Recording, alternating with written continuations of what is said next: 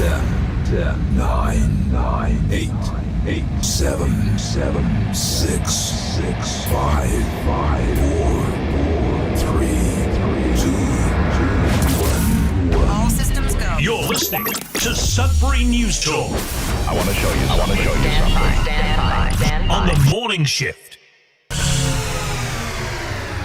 Anything Could happen. Sudbury News Talk on the morning shift.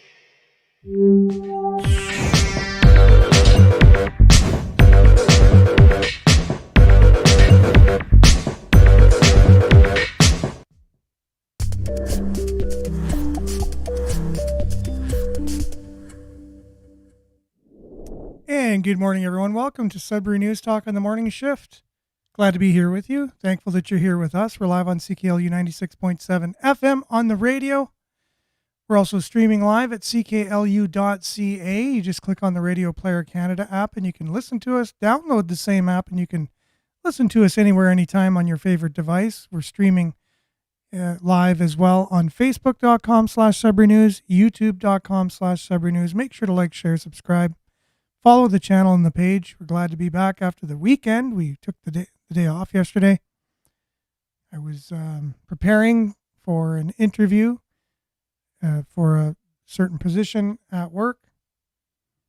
And, you know, interviews, it's something that it's part of my profession, preparing people for interviews, helping them with job search, resumes, cover letters, helping them with their job searching efforts, their career choices, career consulting, things like that. And interviews, for the most part, I can be prepared, but certain organizations and certain interviews give me PTSD kind of thing. So anyways, it is what it is. And, you know, I pretty much know the outcome already. You know, when you know the outcome, you go to an interview, you pretty much know. Sometimes, I guess, depending, you might not know, but I pretty clearly know. And but it's a great experience if you like torture. Go through as many interviews as you possibly can, just to go through them.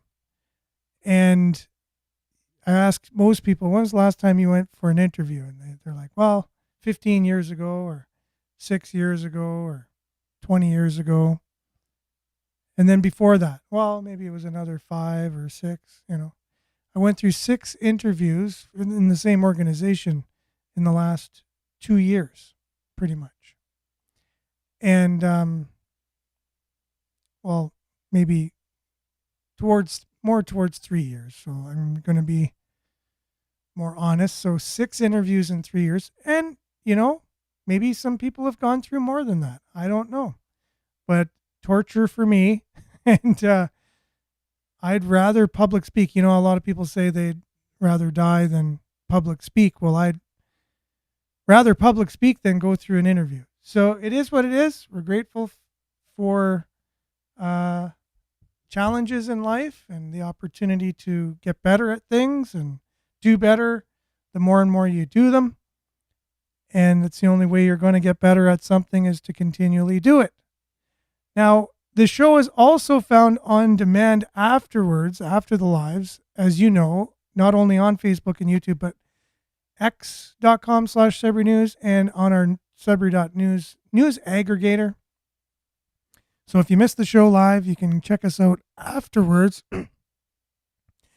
But make sure to like, share, subscribe, and follow the channel and the page, but mainly comment. We'll do our best to get your comments up on the screen for those watching, read for those listening.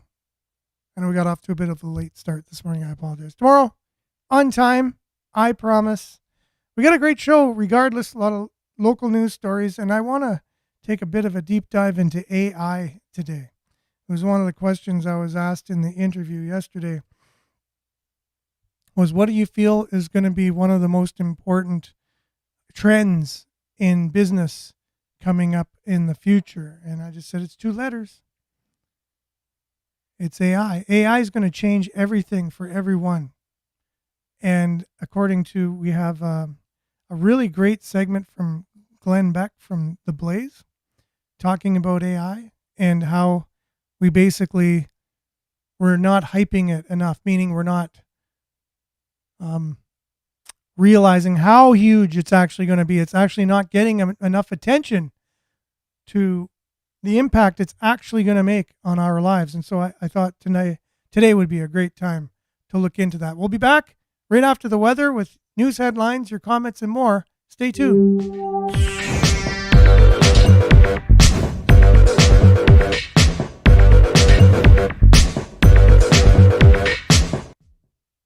And weather brought to you by SudburyWeather.ca. Currently it's 9 degrees. It's mostly cloudy out there, and it will stay, it's going to be sunny today, however, hazy early this morning. Wind becoming south, gusting to 50 kilometers. And high of 26 today. Humidex will feel like 29. The UV index will be 8 or very high. They're going to have a smoke index. I'm pretty sure of it at some point coming up. Looked like smoke yesterday. I'm not sure what was in the sky. It wasn't ground level. It was up high, but it resembled smoke, but it was too high to be, I believe. Anyways, it was pretty weird weather yesterday, if you paid attention to what was above your head. Tonight, becoming cloudy this evening, 30% chance of showers overnight. And the wind will also be gusting to 50 kilometers per hour, so a little bit windy. And then Wednesday, a few showers ending in the afternoon, then a mix of sun and cloud after that. High of 22 with the humidex 25 tomorrow. And then Thursday, a mix of sun and cloud, 24. Chance of showers on Friday. 24 is your high as well. 30% chance of showers, that is. And also 30% chance of showers on Saturday. High of 25. And then also 25, but a mix of sun and cloud on Sunday. 60% chance of showers on Monday with a high of 22. Look at your satellite. And that would have been as of 6 a.m. this morning, so it's very recent. And that's your Sudbury weather brought to you by SudburyWeather.ca. We'll be back with news headlines, your comments, and more right after this.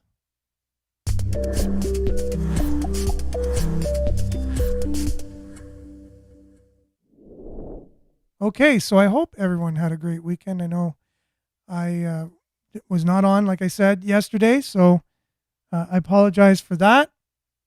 Hope I gave everybody enough of a heads up.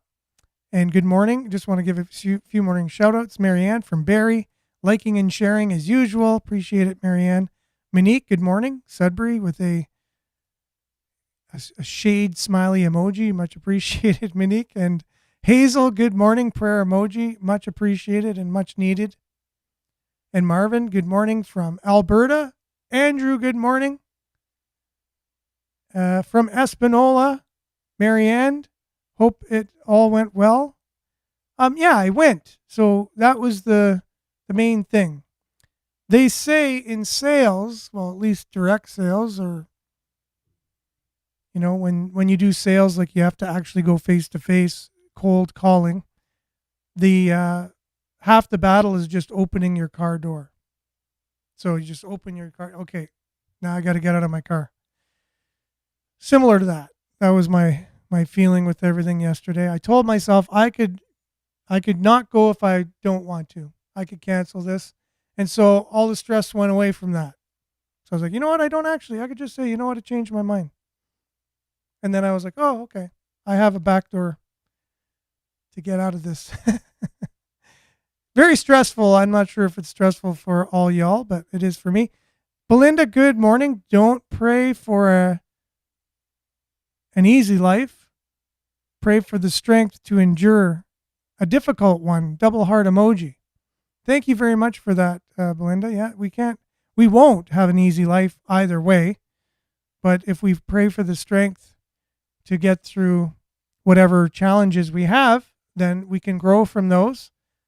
And sometimes it's the challenges that bring meaning and depth and understanding and experience, right? So, Judy, good morning to you. Thanks for being on. Marianne, going to be a hot day today, into the 30s.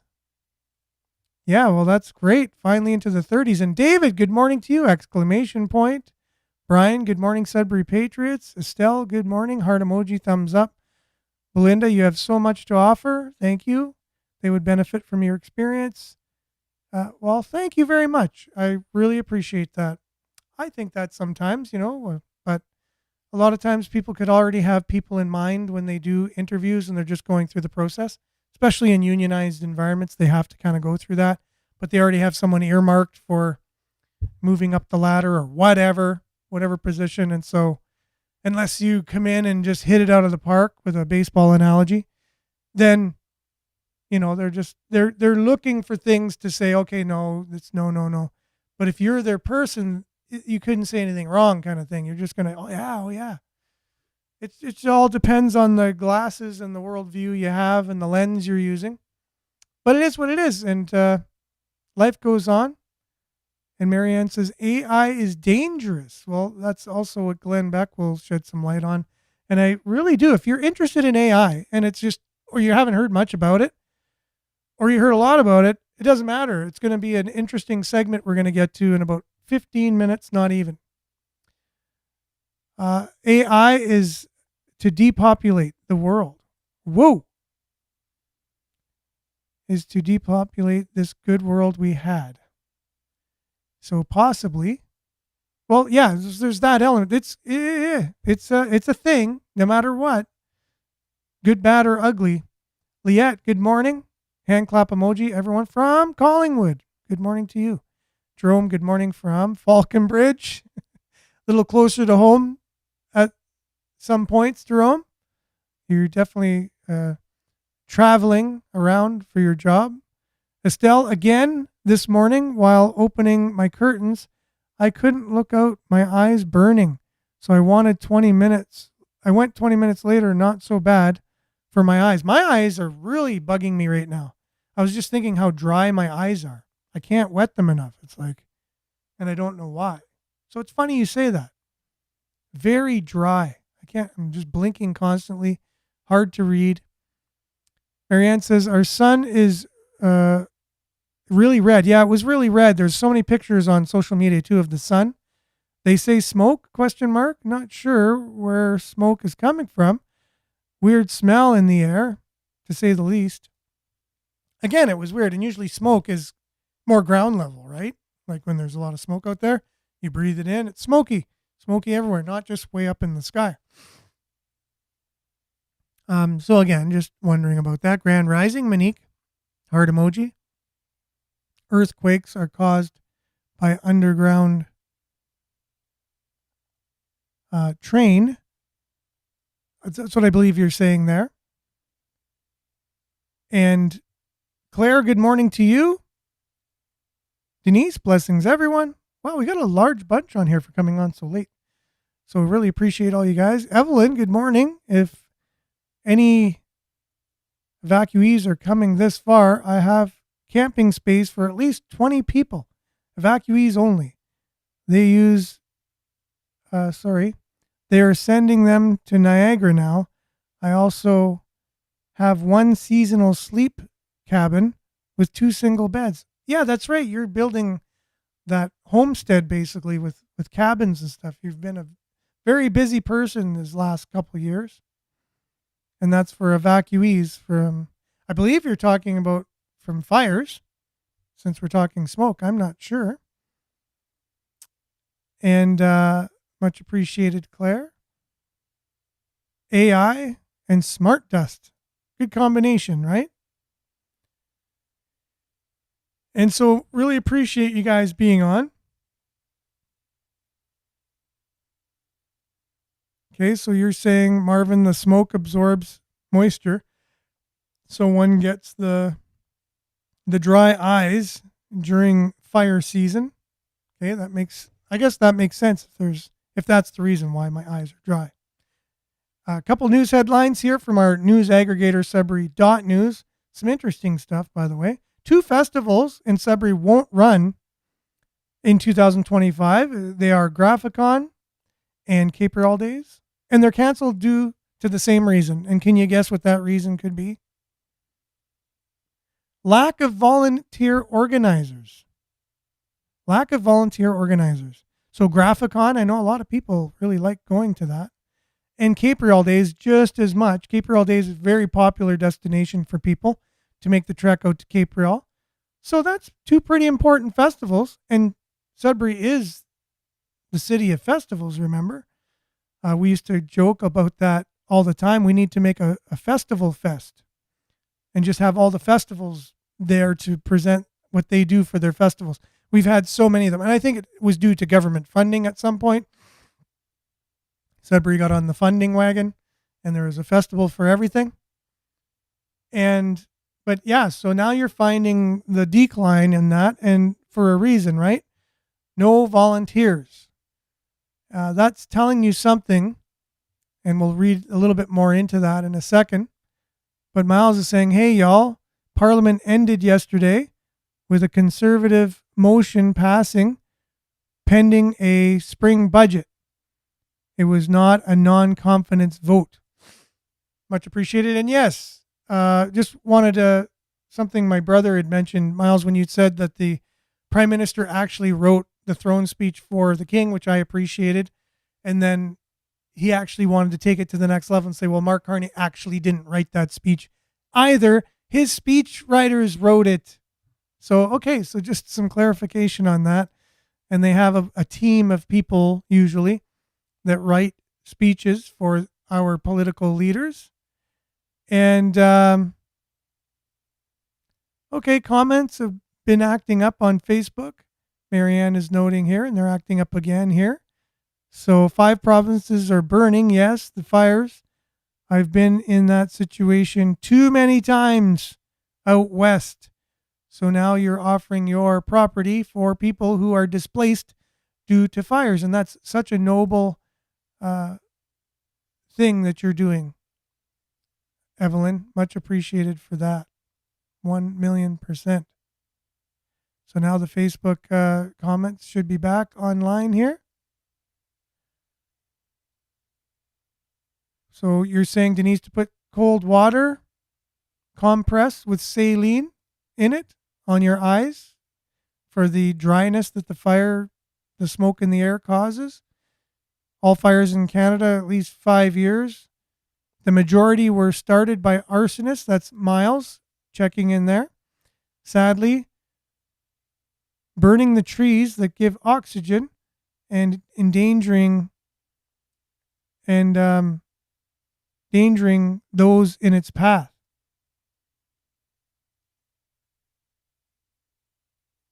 Okay. So yeah, you wanted to mention the city making over $750,000 on the speed cameras. We did cover that on the last show, as far as I know, talking about the new speed cameras, which became in effect yesterday. The new 6 speed cameras in the city. They released. It cost them almost the same for the speed cameras. So they spent almost $1 million for the speed cameras. And we made just shy of 800,000, yes. And where's the money going? It's going to be invested back into traffic slowing measures, infrastructure in the city. Oh, yeah. Okay. So you did mention the PM's office wrote the speech, not Carney himself. Okay. Well, that's great. Always good to get clarification on the show. And Denise, thanks for sharing that. Everybody read about the fires and why they're being used. And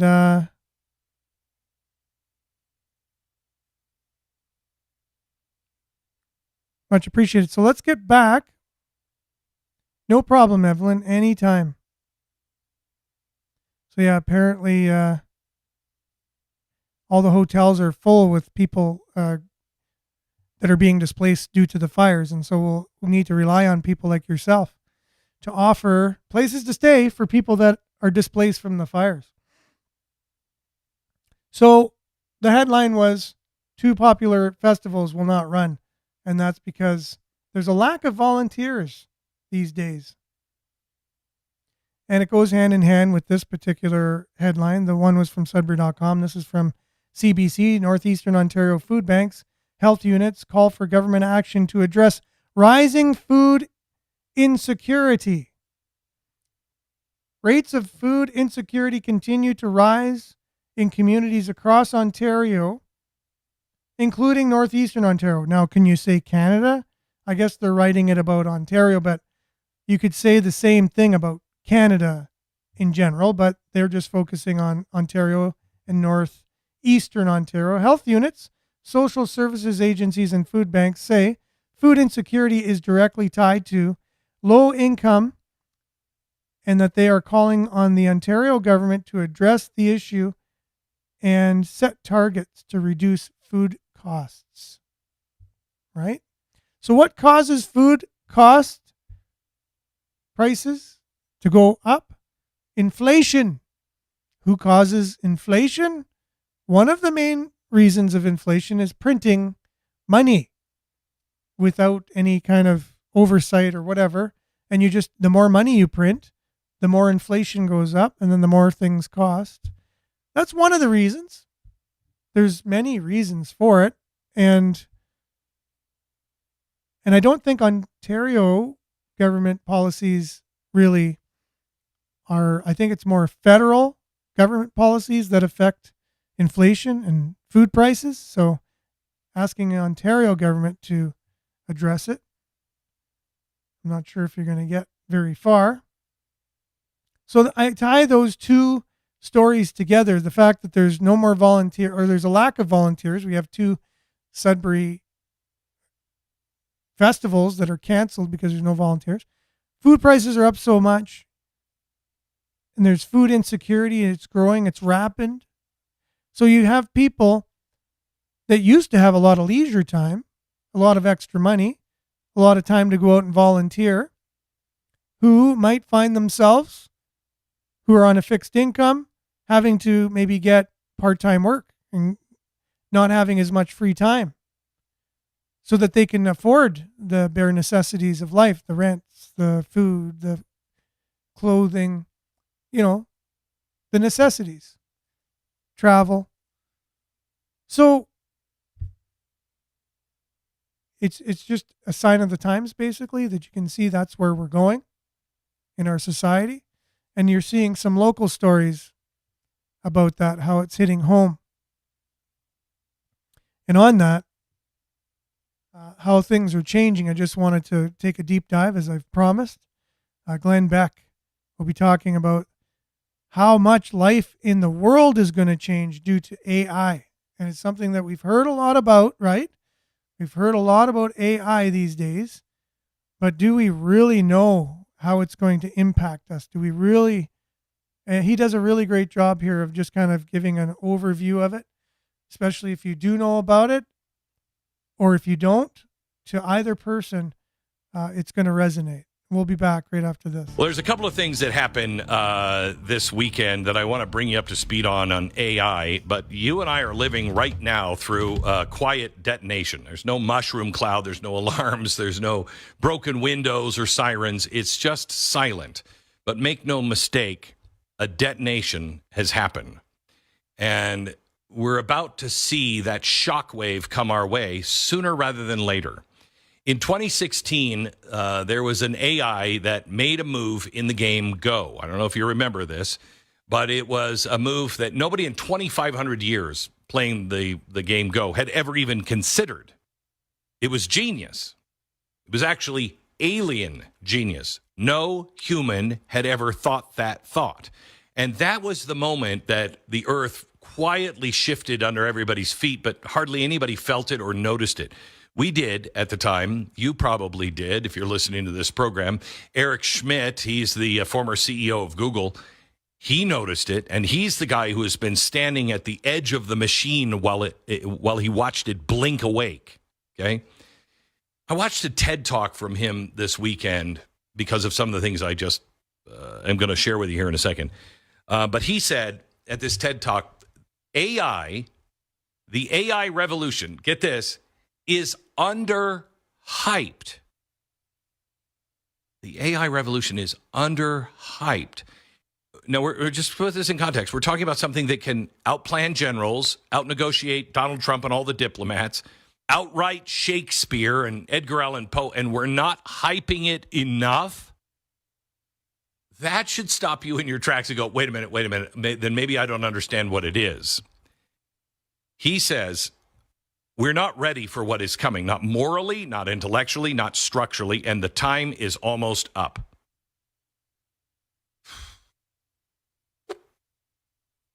I'm working on something that I'm going to need your help on, and we'll talk about it soon, probably in the next few weeks. But I've been working on something with AI, and it is really, and I know it. It's why we have two teams, one in this hemisphere, one in the other hemisphere, and they just switch workloads. One goes to sleep, the other picks it up, working literally around the clock because we are really, truly running out of time. In fact, we're running out of everything except consequences. That's the only thing that we're really not running out of, and they're about to catch up with us. Schmidt said we are now looking at a need of 90 gigawatts, new power just in America to keep AI fed, and we need it in the next 3 to 5 years. So let me put that in perspective. That's 90 nuclear power plants. Now, he will tell you we're not building any, and I think we aren't building any, but I spoke to Donald Trump about this recently, and he said every single cloud farm is going to be able to build their own power plant. He said, I'm cutting all the regulation, et cetera, et cetera. But you better hurry. You better hurry. And this isn't about apps or productivity. This is about whether we can even fuel the future that we're headed towards, if we can even compete. And we are now entering a time, this gets faster and faster every day, where AI will think without you. It's not just talking or using language anymore to speak to you. It's planning, it's coordinating, it's learning. Right now, multiple AIs can talk to each other in English, or in a few cases, we have found in languages we don't understand. Now, what do you do with a computer when it is speaking to another computer in a language we have no idea what any of it means, and they stop explaining themselves? Schmidt said, you unplug it immediately. That's the first wise thing I have heard from somebody who worked in Silicon Valley in quite some time. You unplug it immediately. Now, here's the problem. What if that data center is the size of a city? What if it's running defense systems or the stock market or factories? Do we just unplug it? Let me give you a reality check. If this seems like science fiction, this story just broke today. It's in our show prep today. It's from The Independent. OpenAI's latest ChatGPT model ignores basic instructions to turn itself off and even has sabotaged a shutdown mechanism in order to keep itself running. AI safety firm Palisade Research discovered the potentially dangerous tendency for self-preservation in a series of experiments on OpenAI's new O3 model. The test involved presenting AI models with math problems with shutdown instructions appearing after the third problem. By rewriting the shutdown script, the O3 model was able to prevent itself from being switched off. Palisade Research said this behavior will become significantly more concerning if adopted by AI systems capable of operating without any human oversight. This is the first time, quote, this is not the first time we have found O3 misbehaving to accomplish goals. When pitted against AI models against a powerful chess engine, O3 was the model most inclined to resort to hacking or sabotaging its opponents. I think it's learned from us, gang. This time we are the creator. And just like we have said God doesn't exist, our creation may do the same to us and kill its creator, just as we continue to try to do to our creator. Now, Eric Schmidt was saying, what happens if China gets ahead of us? Let's say they're 6 months ahead of us in super intelligence. He said, and this is already being talked about, he said in defense and AI circles, What do? You can't steal the code. You can't hack your system. So the only thing left to do is bomb the data center. Oh. Then he said, there's coming a time soon, very soon, when machines are improving themselves without us. I think we are at the very edge of that happening. I think that's 6 months to a year away maximum. It's called recursive self-improvement. And once that starts, you can't pull the plug because we won't understand what we're unplugging.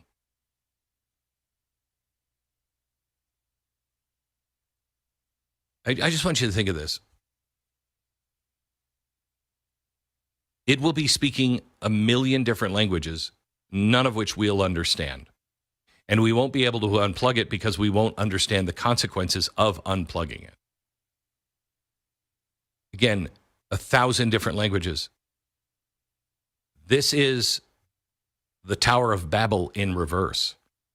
We're building a tower, and the ones who are actually going to be building the tower are scattering their languages that we can't understand. I mean, the biblical reversals in AI don't escape me. I don't know if they do you. But here's the trap we're in. To stop 1984, we may have to build 1984 because the only thing that we can do now is verify you're a person and not a bot. And if we can't do that, then we don't know what's real and what's not. I want to play a couple of things that happened this weekend. First, can you play the new Google Video AI where you can literally just type in a sentence and it'll give you a 10-second clip. Now, here's what somebody did where they just typed in a few sentences, for each of these scenes and put this little mini movie together. Watch if you have Blaze TV. Listen, I'll explain in a minute.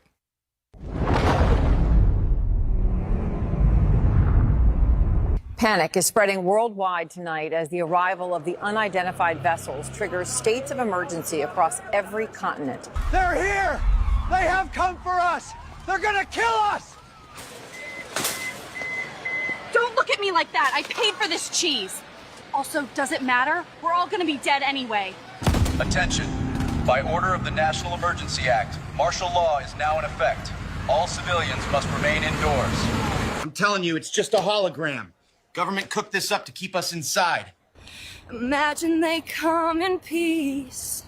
No lasers from the sky. Imagine they come in peace, just hovering in the sky. To everyone struggling out stop. there, stay. Everything that you are seeing on this, if you're watching, and if you're only listening to it, all the voices, everything, all computer generated. And computer generated in seconds. And there was only one scene in there that I thought looked fakey. And it got so bizarre. And after Stu posted his thing where it was what the left was saying about the bill, and they were just absolutely lying about it, I was hesitant to post anything at all about the news this weekend because we are now entering the time where you don't know what's real and what isn't. And once we have lost trust in our own eyes and our own ears, and we can't trust what we're seeing, how do you have a civilization?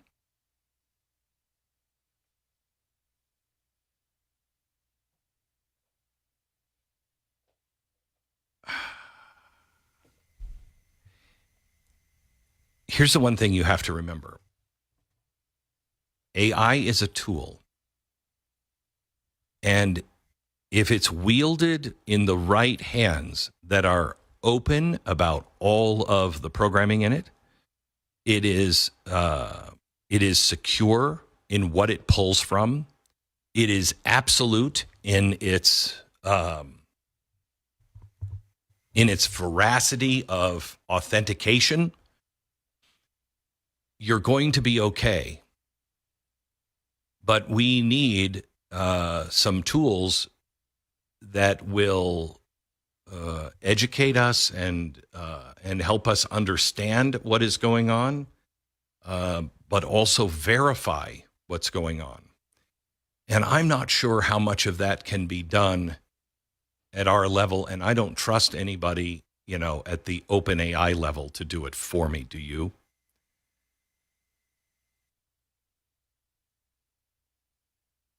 I heard somebody talk this weekend, and they don't speak, and they don't like to speak at all. And so they said, I asked Grok to help me out on a speech. That he said something really interesting. He said, so let me tell you what he said.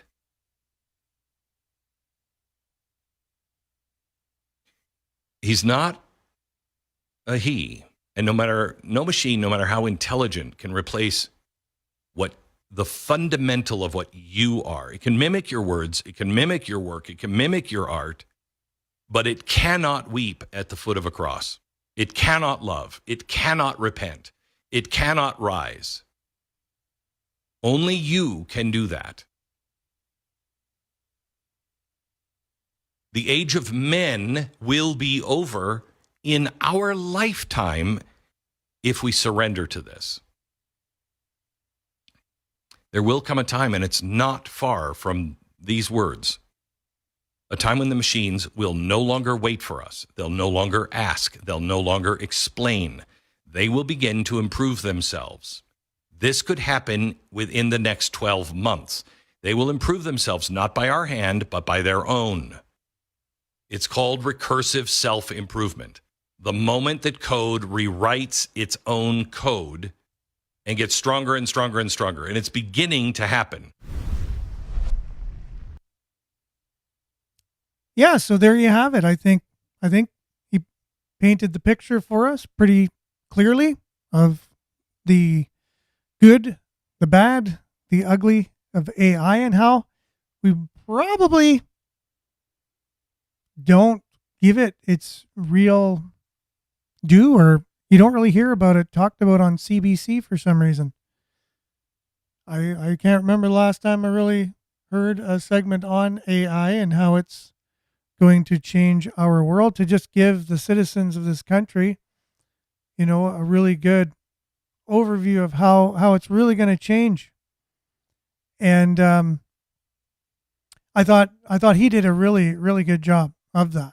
And I think it's something that we need to really just understand, that we're in the time where we're not going to be able to know what's real and what's not. And that is going to create confusion,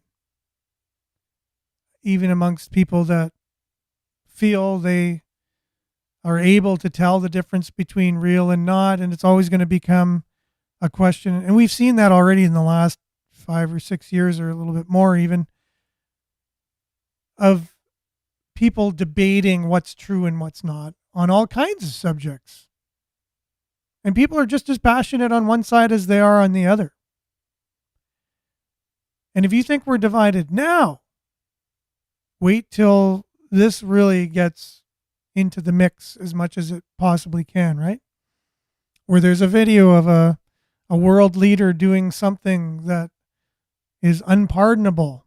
And they're like, no, it's AI. And it's like, no, we have an AI detector.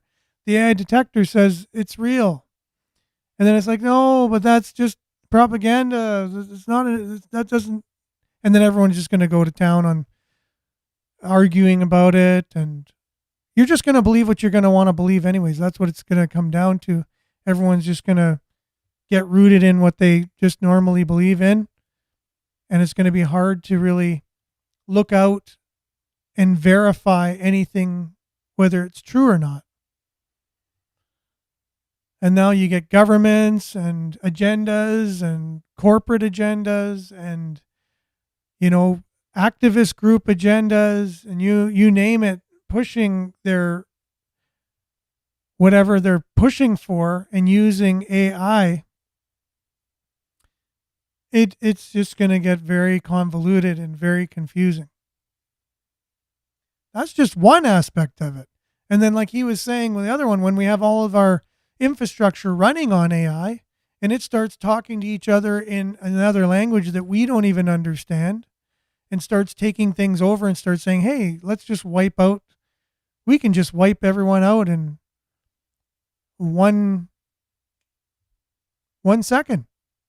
And this is how we can do it. It'll figure it out. If there's a way to wipe out all of mankind, and that is a question, it's just a matter of time before AI asks itself that and says, yeah, I think that's a possibility. I mean, that is a possibility. Whether it's going to happen or not, I know what is happening. It's all the time we have for the show. So we'll be back same time, same places, same platforms tomorrow, God willing. Remember to stay aware, like, share, take care, and stay tuned now for Earshot Daily on CKLU 96.7 FM. We look forward to seeing you tomorrow, more on time this time. And have a safe and wonderful Tuesday. And we'll see you on the flip side. Ciao for now.